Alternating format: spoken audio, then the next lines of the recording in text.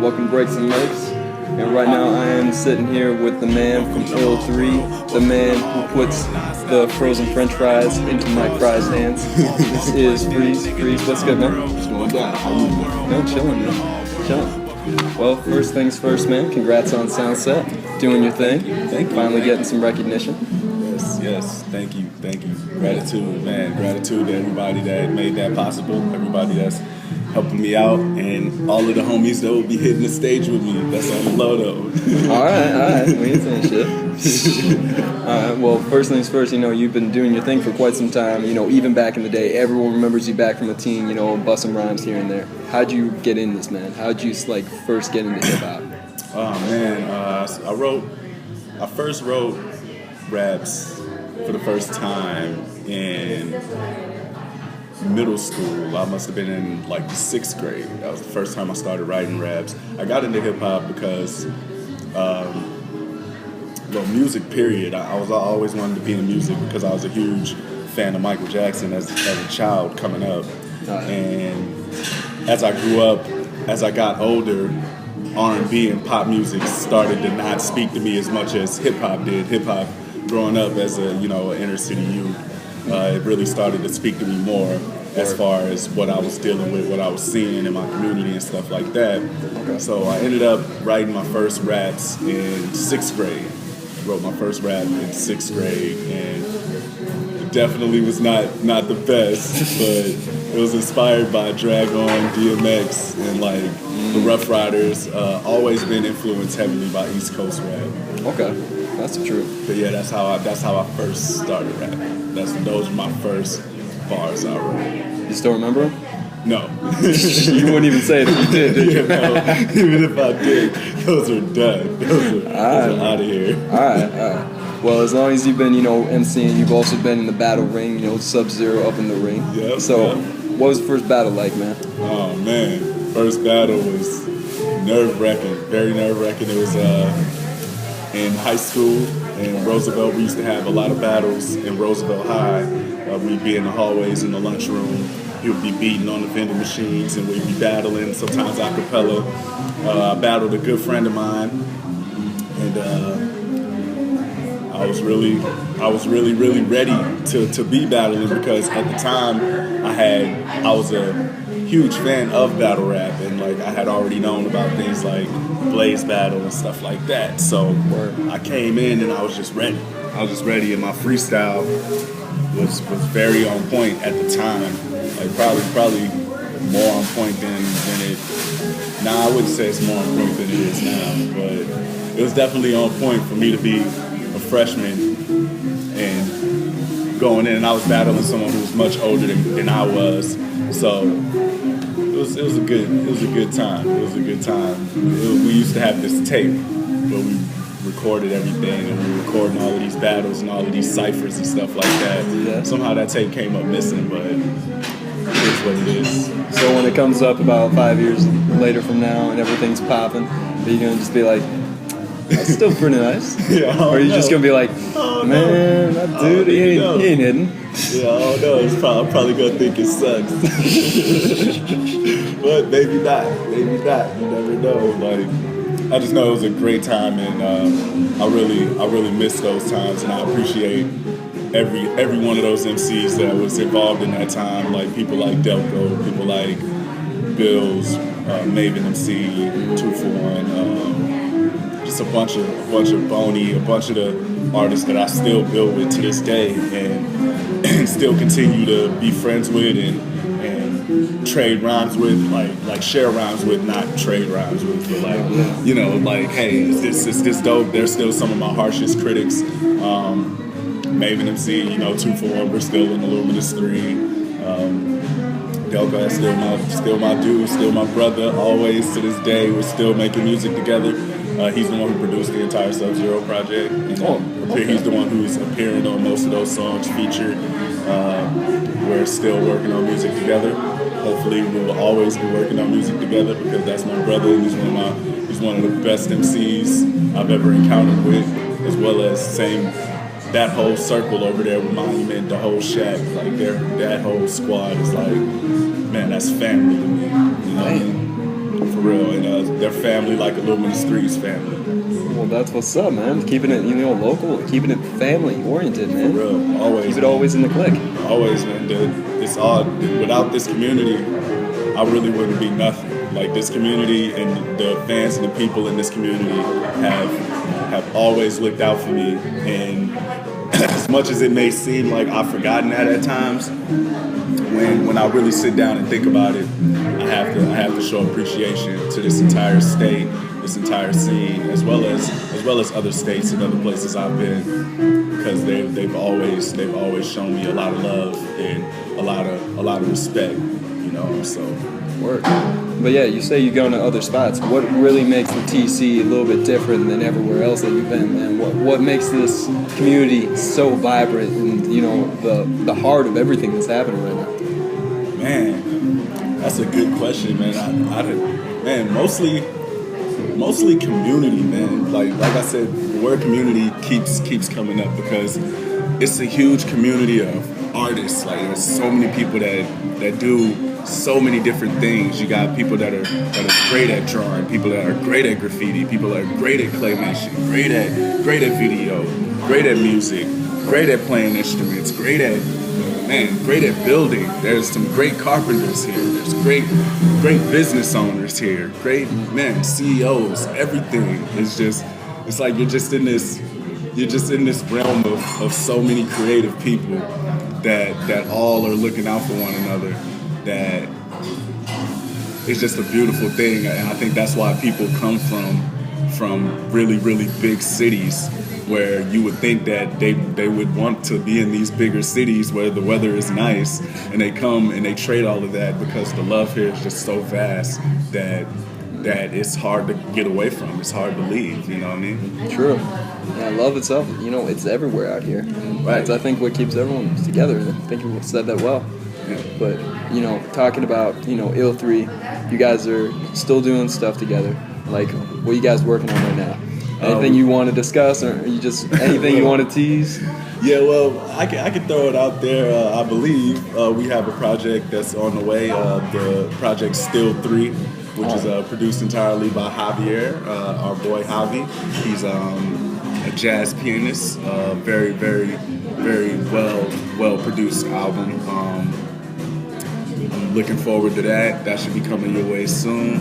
I hope Freez and Rap is all good with me putting that out there, And yeah, so yes, Ill3 is still making music together. We are still definitely crew. Always, those two are always gonna be my brothers. I talk to them as often as possible.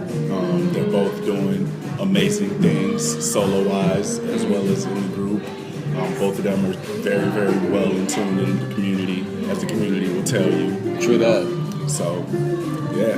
I was gonna say, how do you guys find time to work together as a unit? Because I know you all are doing your own solo things, but how do you come together, form Voltron?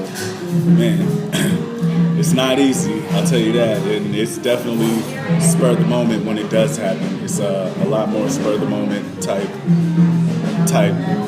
encountering, and we value that time, and we really sit down and take the time to discuss what needs to be discussed and handle what needs to be handled. It's definitely a lot different than it was when we were younger, because when we were younger we had all this time. Now that we're adults with bills and responsibilities and stuff like that, it's a lot different. But we still make the time to get up with each other and handle business and do what we need to do as a crew. So it definitely happens, but it's very hard. It's not as often as it once was, that's for sure. I believe that, man. In my own life, gotta find time for it. Priorities, man. And you said you've actually gone sober in the last couple months, man. Yeah. How's that been for you? Oh man, it's definitely a change up. It's definitely a change up. It's a shift from what I'm used to, but I'm adjusting to it more and more every day, and just taking it one day at a time, keeping everything peaceful and just loving life, man, enjoying life and not taking things for granted, and appreciating the time that I have here and what I've been able to achieve in my life. know what I mean? Yeah, I hear you, man. Soul Tool, Soul Tool. Soul Tool, Soul Tool, Soul Tool, Soul Tool. Soul Tool, man.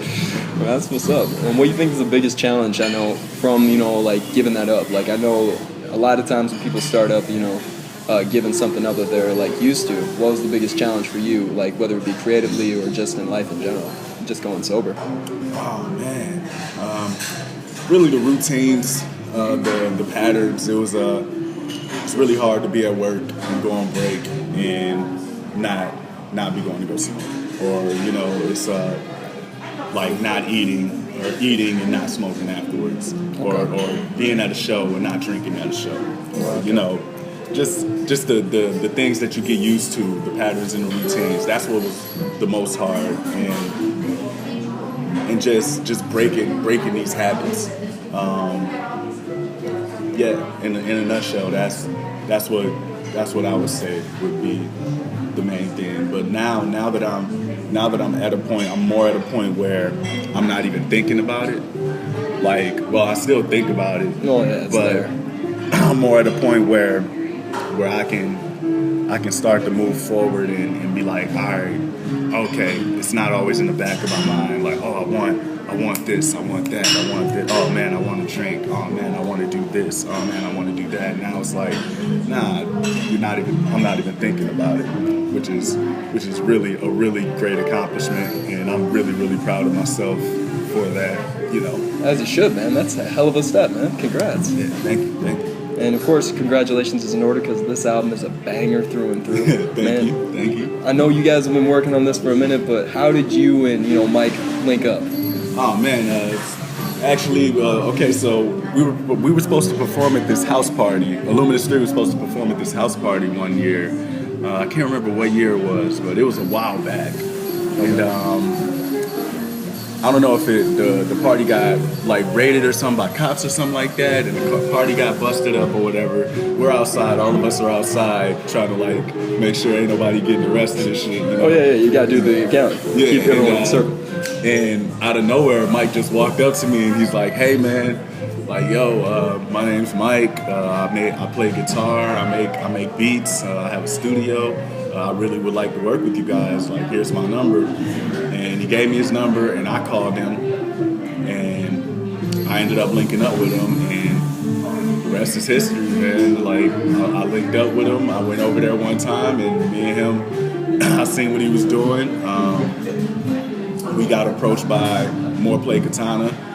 He asked us to do the song for the breaks, which was an event that was happening at the Blue Nile at the time. Oh, okay. And he asked us to do that song, and me and Mike got up like the night before and made that song and performed it the day of or the next night or whatever. Right. And the rest is history. Like, since then, it was just like, yo, man, can we keep making music? Like, it's like, yeah. And since then, Mike ended up doing way more people started messing with Mike too, and Mike is out here getting busy as well, you know what I mean? So it ended up just turning into something really, really great.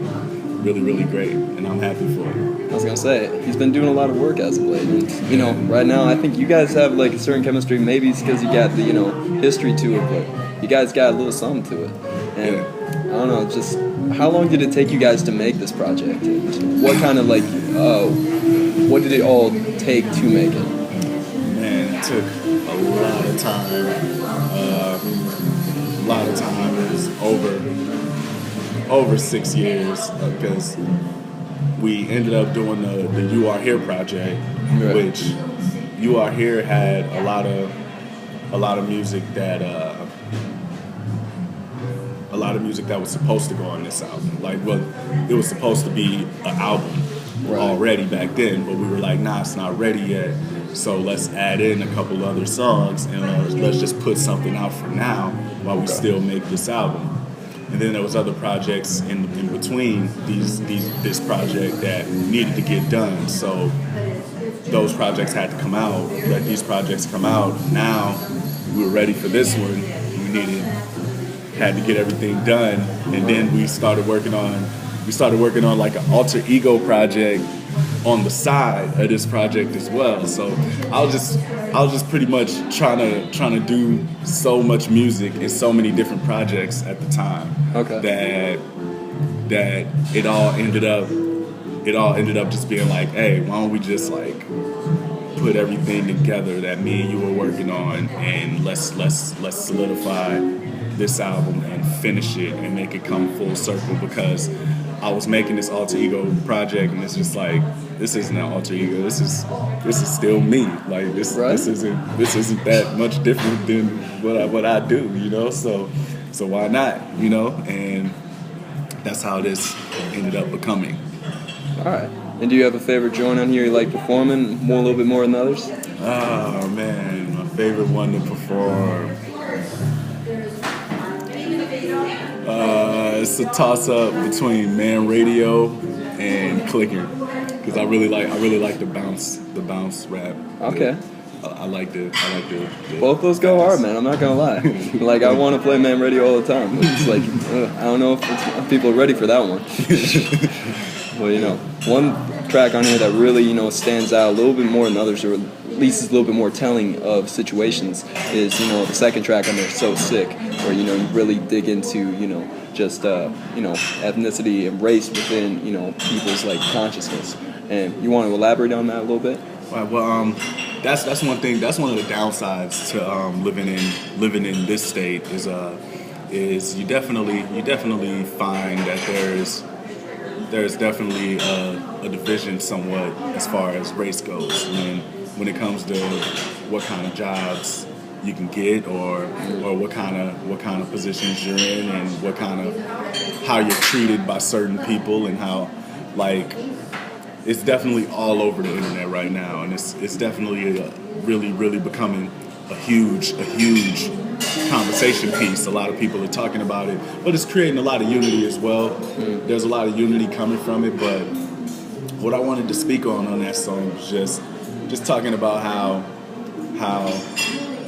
at certain places you just have to do the most depending on how you look, and it goes back into the statement like, oh, the darker you are, the harder you have to work, and that's pretty much what I'm voicing on that song. And it's like, man, I ain't comfortable, like not I'm not happy with who I am, but it's just like, oh, it's like, man, I gotta work way harder than this person right here, you know, and that sucks sometimes. But it's like it's a complaining song. It's a song about, it's like you're complaining at work, but that's also why it's short, because I'm like, I ain't want to make that 3 verses of me just complaining about going to work. That's all right. Yeah. So Soundset. What are you doing to prepare for it, man? And what does it mean for you as an artist? You know, been working all this time to finally get onto that stage. Oh well, it means everything to me right now. I'm very excited for it. What I'm doing to get prepared, I'm working out a lot. I'm making sure that my breath control and stuff like that is in order, so I can give the best performance that I can possibly give. Working on a lot of new material, and I definitely want to showcase some new things, as well as some things off this album, as well as some classic things as well. Definitely gonna be bringing the crew up and bringing up people. I hope to get some new stuff done with some people that I've been wanting to work with for a long time. Definitely trying to get a Gritty Committee song up in there. Greg Greaves. About time. When's that dropping, man? Oh man, when we have time, when me and Greg have the time to sit down and really hash it out, man. Like, just bang it out, because that song, that project has great potential, but it's really hard for us two to get into a realm where we both can just be in one place and just keep doing it and keep focusing on that, because he's busy, I'm busy, and that, man, Greg is just a machine, man. Like, he does so much in addition to music, so I can't even question why we're not able to focus on Gritty Committee. Like, that dude is just man, like I said, he's an anomaly, man. I can't even speak on him. I don't know how he does it. Right. For real, I don't know how he does it. But shout out to my dude Greg Green. Shout out to the whole Usual Suspects, man. All y'all, man. Those are definitely my brothers. Definitely the homies. That's what the team is, man. For real. And you know, about a month ago, is it?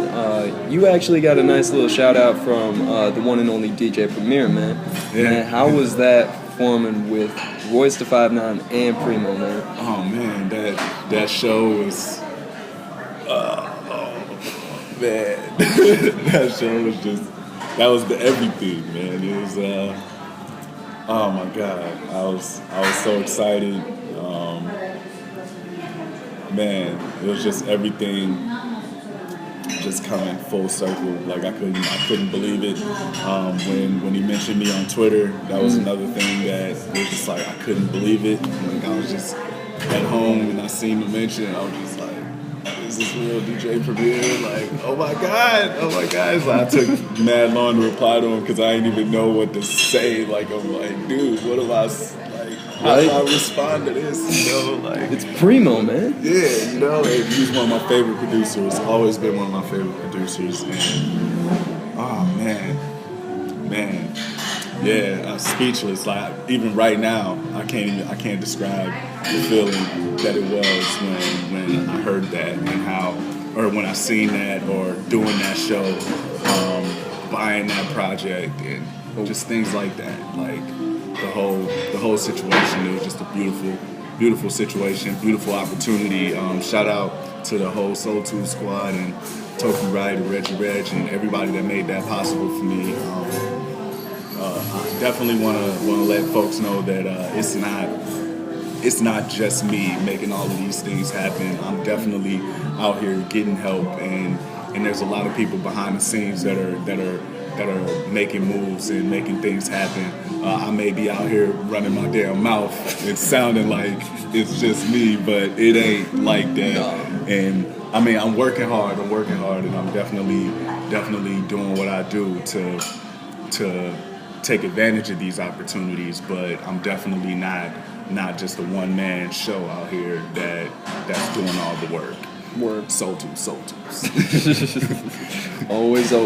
Yeah. But all right. Well, one thing that I do have to harp on is, Zach was talking about at the Omen show the other night that, you are on some very advanced mathematical type shit. So, where did your flow originate from? Because that is that's some hardcore stuff. Like, where'd you originate that? Man, it's just a mixture really of all of the rappers that I've grown into liking, and being my favorites, and those change out all the time. And it's funny because it used to be like only East Coast rappers. Then it started to be some Southern rappers that started to add into that. But nowadays it's like, man, there's rappers from everywhere. There might be a rapper that's from the UK that I'm like, damn, this is really, really dope. And like, it's like me, I have countless influences, and like, I don't know, like it's hard to explain what like people like 2 for 1, Maven MC, he influences me. People like Greg Grease influence me. People like Freys influence me. People like Shaka. People like Toki for sure influence me. You know what I mean? But then on top of that, there's people like Sean Price. People like Royce the 5'9". People like Eminem. The whole Slaughterhouse. You know what I mean? Then you got Outkast. That whole squad over there. Then you got T.I. Like me, I can go on and on. I have a list of influences that could be like 3 pages long, you know what I mean? Because it's not just rap either. It's like, then we start going into singers. You got Cab Calloway, Michael Jackson, Prince. You know what I'm saying? Like Fat Five Freddy. Like there all kinds of people. Uncle Murder. Oh man, Cameron. Like I could be sitting. Wait, you here still bumping with Uncle Murder? Oh yeah. Yeah, man. I listen to Uncle Murder. That's funny. That's music that I listen to. It's like, it makes me laugh, even though it's super violent and stuff like that. I try not to take music too seriously. No. Because if you do, there's a lot of music that if you're taking it too seriously, there's a lot of music that you really shouldn't be listening to. And that music is music that I really, really like. That's the music I just listen to like blow off some steam and laugh about it, you know what I mean? But I'm definitely not living that kind of music or in agreement with that kind of music. But I'm not gonna lie, like I still listen to that kind of stuff, and I still watch that kind of stuff. Like before Black Friday, the Black Friday show, we were at the house listening to Confessions of Fire by Cameron, you know, like that kind of stuff is still classic to me. Like DMX's first and second albums, those are still classics to me. You know, DMX was my favorite rapper back when I first started rapping. True that. So regardless as to what these artists became, like they left their mark. Yeah, and that's what I'm trying to do, is just leave my mark and make sure that when the name gets spoke on, it's spoke on like in a high respect. Like, hey, this dude is really good at it, and like he really took the time to be very, very, to do this well. Okay, be the coldest one out here, if you will. Yeah, well, I don't know about that, but with a name like Freez, though? He tried, yeah, with the name Freez, you know, he tried to be the coldest out here. And I've just been growing up and learning that it's not just so much about music, because, you know, I do have a daughter, and it's not just about me now. I can't keep going about it the way I've been going about it, and that, which is another reason why I had to get on my sober kick and really just change up so I can start to be a better father and be more attentive to life and just everything in general, and just be better, you know, just be a better man for myself and for my family and for everyone who's taken time out of their life or donated anything to me. People have donated me people have donated me many things, including time to get me on the right path and show me the right way. And the least I can do is finally listen. You know what I'm saying? People have listened to me for a long time. It's about time I start listening back. Well, that's what's up, man. It's all about progression, and yeah, I appreciate that metaphor a lot. You know, taking a second to step back. Yeah. But one thing I do have to step back on is, you know, shorties and wags. You know, originated a whole wag movement. West Bank popping right now. But, you know, question now is, with wag being what it is, what's the next fast food trend that's going to be taking over? Are we going to have West Bank Whoppers? Are we going to have Southside Slatters? What are we talking here? I don't know, man. I don't even know. Come on, you're the man with the French fries. Oh, my God. Hey, man, this still better be wag life for me, man. I'm still, hey, I don't know. You got to talk to Franz and Ralph, man. Hey, we're going to sit down. Hey, the whole wag squad's going to sit down and delegate that. Like, all right, what's it going to be this time, yo? All right, I'm going to keep my eyes out for that, though. All I know is if I got a Happy Meal coming, I'm cool. We'll keep you informed, man. We'll keep you informed. Breaks and Lakes, we'll make sure we're going to send you the memo first. Like, hey, yo, this is what it is. This is that new. The declaration. All right, man. Well, before we cut this here, what you got working on, man, and what's coming up here, man? What's on the horizon? Man, countless projects I'm working on. So many projects that I don't even want to say, because I don't know what's going to be done first and whatnot. But shout out to Soul Tools Entertainment. Shout out to Rom Sayers. Shout out to Sound Variety Sound. Man, Tuss Music, Luminous 3. Everybody in my corner, man. Everybody at the shack. All of my family. Every MC out here that's ever worked with me or looked up to me or helped me out or that I looked up to, done music with. Shout out to Cancer. Shout out to everyone that's ever shown me any kind of love or any kind of attention. Every old head that's ever sat down and tried to give me advice, even though I was a knucklehead, not really paying attention. Yeah, man. Big Zach's always got stories. You got any stories about Big Zach? That's a good one. Yeah, what's up, man? Oh, man. I got stories I can tell y'all when the camera's off. Got some stories I can tell you. Hey, yo, shout out to Mike Fry. Of course. We're still working on stuff. We're still gonna be making stuff. Willie Shoe. Oh yeah, Willie Shoe, man. DJ Willie Shoe. ADDAM. My dude Adam. Reggie Reg, Miss Britt, Toki Wright. DJ Snuggles, Mastermind. Y'all know what it is, man. Shout out to the Guardians of Balance. Shout out to Stop House. My dude Prof, man. Shout out to Dylan. Did great work mastering. Man, the project sounds amazing. Man, so many people put their hands on this project and helped out with this project. And I just want to say gratitude to all of them. Gratitude to all of y'all. And everything is everything. Can't wait to see all of y'all. When I see y'all, it's all love. And man, let's just keep moving forward. Keep going ahead, man. Shout out to Doomtree. All hands, what up? What up, indeed. So, you know, that's what's up, man. Well, yeah, keep doing it, and thank you again for bringing us one of the biggest bangers of the first quarter of the year. And fuck, let's see where it goes, man. Yeah, oh, Muja, what up? Negro League. Negro.